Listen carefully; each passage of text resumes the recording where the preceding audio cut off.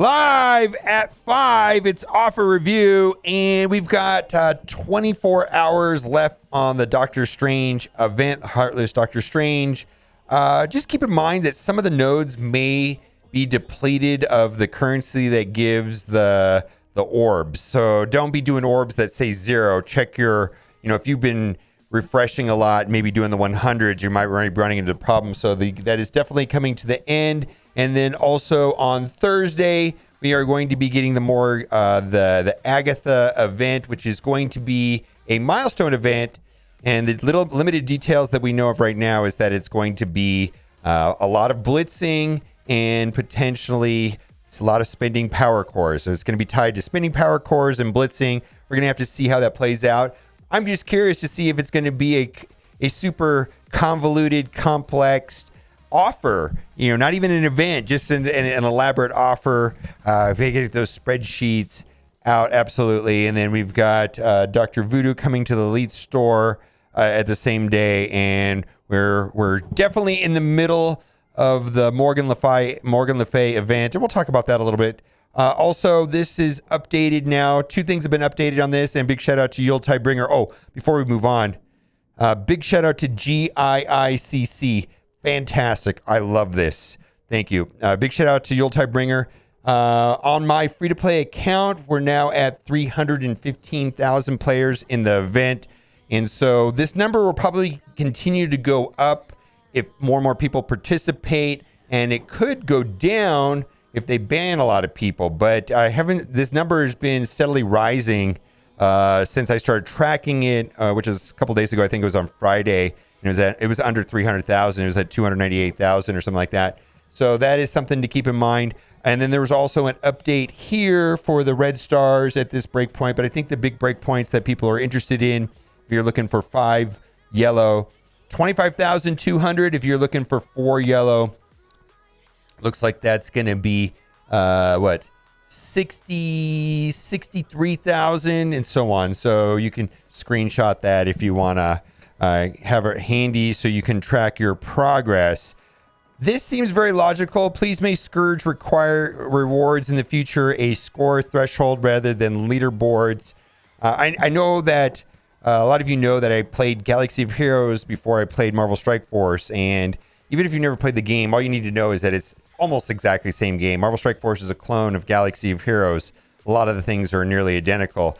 And one of the problems that they had in an event when the Rogue One movie came out was with the Jyn Erso tournament event. It was around the time that Chert and Baze came out, and it had wonky leaderboards, and they scrapped it, and they completely got rid of it. So history repeats itself. I hope that the developers are considering changing the leaderboards. And you know what?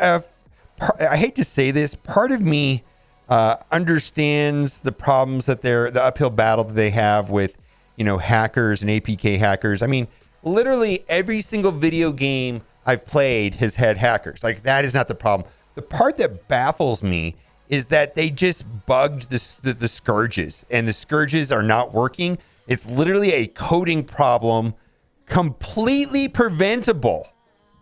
That baffles me the most. Like, oh my God, can you just make the event, at least try and play test the game and not code it wrong? I mean, hacking is in some way this cat and mouse game. They're trying to stay ahead of the hackers. I get that, and that's true in every game. But just lazy coding and forgetting to make the Scourges work correctly and things like that, in my opinion, is unacceptable and very amateurish, if you ask me. Also, this post here is like every single day, and I think I'm going to talk about it as many times as. The 70 T3s for 1,000 cores just popping up over and over and over. It seems like the last month or so, it's always popping up like it's a premium offer. And you know what? If you click that 1,000 power cores for 70 T3s, guess what? There's no confirmation button, and you get poof, 1,000 cores are gone. Contact customer support, and if you're lucky, they'll refund it, and they'll send you a stern message about pay more attention. We're only going to do this once. Fix your game. And my opinion, the only way to completely prevent this from happening and accidentally clicking on the 1,000 cores is just keep your account under 1,000 cores. I have no idea what to tell people. Like, Just keep your account under 1,000 cores. Maybe go out of your way to make sure you don't have more than 1,000 cores, so that way you don't accidentally spend 1,000 cores. This is dumb. And you know, do they make, you know, do people actually buy 1,000 cores for T3s, for 70 T3s? I mean, that's, in my opinion, kind of like, you know, anchor pricing. You know what I mean? They're trying to just, you know, oh, when we sell you, you know, $10 for 240 T3s, you think it's a good deal. That's all that. It's not like for people to actually buy. How much frustration is this costing, you know, customer support every day when people accidentally buy it and they have to contact customer support? Is it worth doing, or how hard is it to fix? You think that I don't know.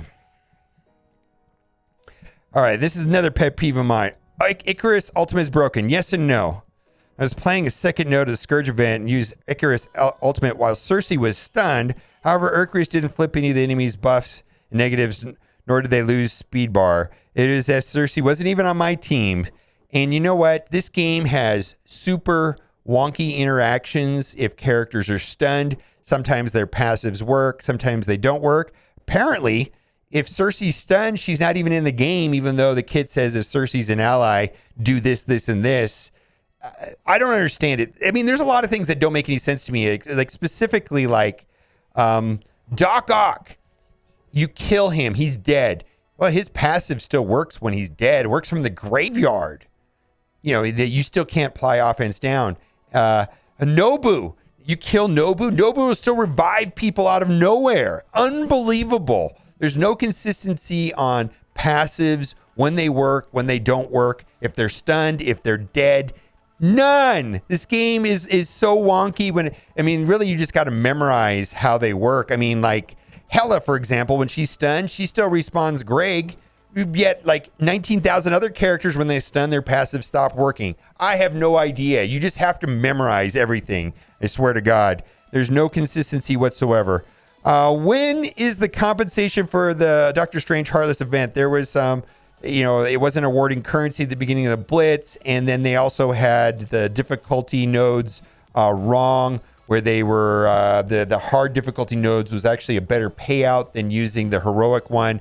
And they said, for both issues, compensation is being discussed and will be delivered in the near future. We apologize for the confusion this may have caused. Well, where's the compensation? This event is almost over. You know, nothing. And then also, Mystic Gear Crunch. Boy, we've had Mystic on Mystic. We're playing Marvel Mystic Force right now. You know, I had the pleasure of unlocking Morgan Le Fay and Dormammu on the same day, and do an entire Darkhold team and Dark Hunters, and upgrade Cloak and Dagger for Dark Dimension 5, which may have been a mistake. I don't know. And Cersei and Ikaris. Marvel Mystic Force. Oh my God.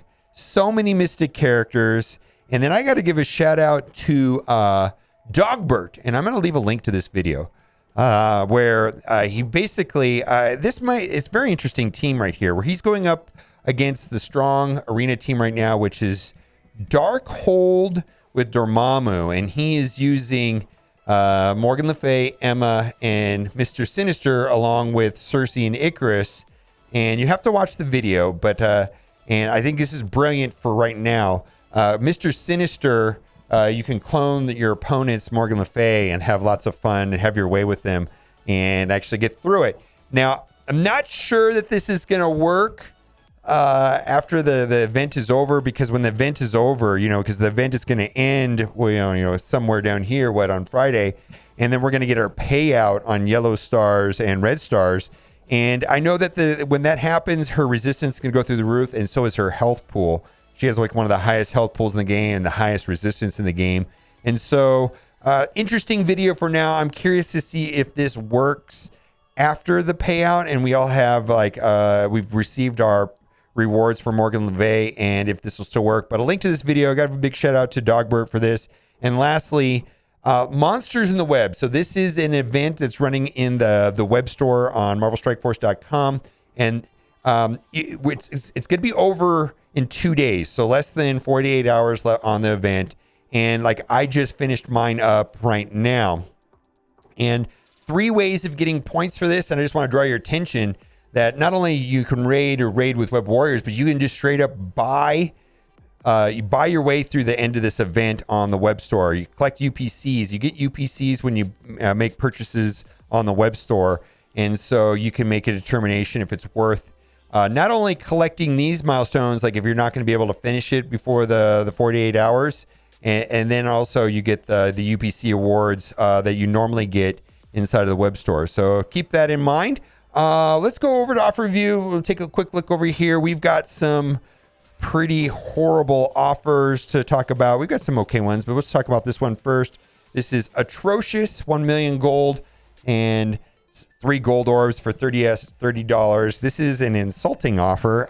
This is anchor pricing to make you feel like you're getting a good deal. We will keep this offer in mind when we look at the Morgan Le Fay offer. The Morgan Le Fay offer is much more favorable to this. Pestilence orbs. The problem I have with these orbs is that there's some older characters in this. So this is Web Warriors and Dark Hunters. So these orbs also include OG Spider-Man Miles, Elsa, and Ghost Rider.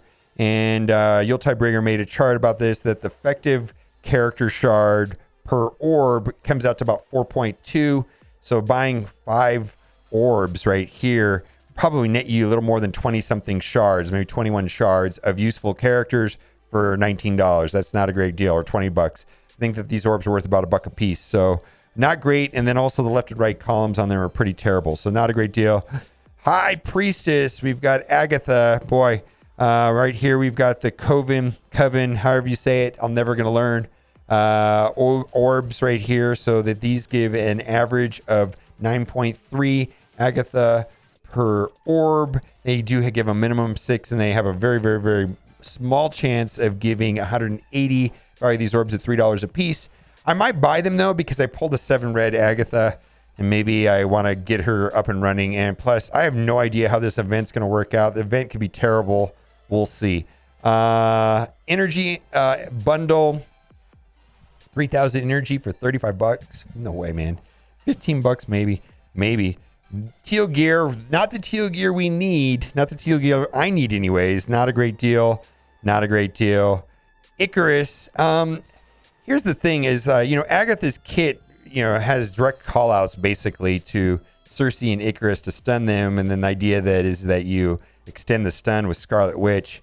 I mean, her kit is definitely designed to kind of mess with them in the arena. I just want to say that I think Cersei and Ikaris are amazing characters, even outside of the arena. Incredible use in multiple game modes, and they are the best characters in the game until the Darkhold team came out. So keep that in mind. It's not a great deal, 50 character shards for 30 bucks, but they have been just dominant. You need both of them together for that to work, and there you go. There's both of them. And then here is the good deal, $10 for 240, and that's opposed to 1,000 cores, which is more than 10 bucks for 70 of these. Neither of these are a great deal, in my opinion. Should be like $1 for 100 of these if you're going to do that. You have to buy this 3 times, 30 bucks to upgrade 1 ability on her. No, thank you. And then we have 30 SBCs. Boy, SBCs are hard to come by. I'm starved again. I upgraded some of my Web Warriors for the Scourge event, and flushed all my SBCs down the toilet. Plus, I've been upgrading Dormammu and Morgan Le Fay at the same time. I went from thousands down to like 70 or something. But 300 is not really a meaningful number, in my opinion, and it's not worth $10. But I guess if you're super desperate, this is a better deal than they typically have. Do what you got to do. I'm not going to buy it. Nope. And then again, this is more gold than that $29 offer, the $30 offer that was at the beginning of offer view, which was $30 for 1 million gold and 6,000 fragments. This is actually an extra gold orb for 1/3 the price.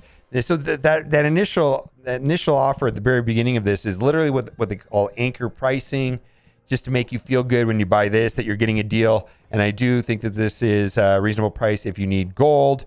I'm not going to buy that, but I'm probably in the market for this. I'm more short on training materials myself personally than gold, and I think this is a favorable deal as well.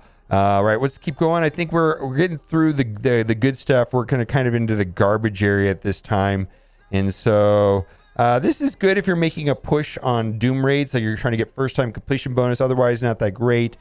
This is okay if you don't care about premium orbs and basic orbs. Veteran players don't really like premium orbs or basic orbs because it's just Ultimus food, but a red star for $1 or training orb for $1 is okay. And I think that, and then this right here, power core deal. This is, never bought this, but this seems reasonable enough on paper, where you get the power cores and the training materials. I actually might buy this just because I need training materials. And there you go. All right, let's move on. And then pack of shame for war is what it is. And here to the dreaded offer with no confirmation button. You can't buy it if you don't have 1,000 cores. That is literally the only solution I know to stop that from happening accidentally. It's an issue almost every day on Reddit. So here we go, $29 for 50 Polaris. I feel like this is extremely overpriced, and I wouldn't be considering this. And we're going to just go and try to look for $5 offers for 50 character shards. On these characters that have been out for a little bit. 50 multiple men for $20. And I feel like that'd be a better deal if it's $5. Same thing. You got long shot right there. I like how he tucks his hair into his jacket. Is that weird, or is that a thing? I have no idea.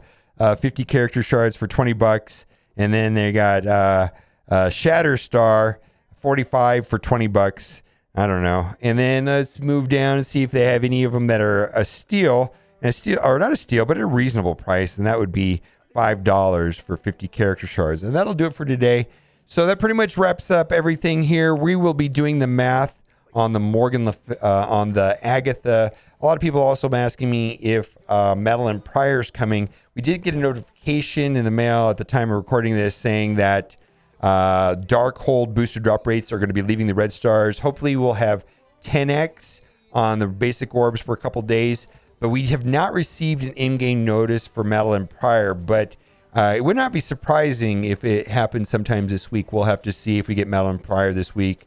I'm not sure. Let me know what you think in the comment section. And as always, thanks for watching. Keep on giving. Bye-bye.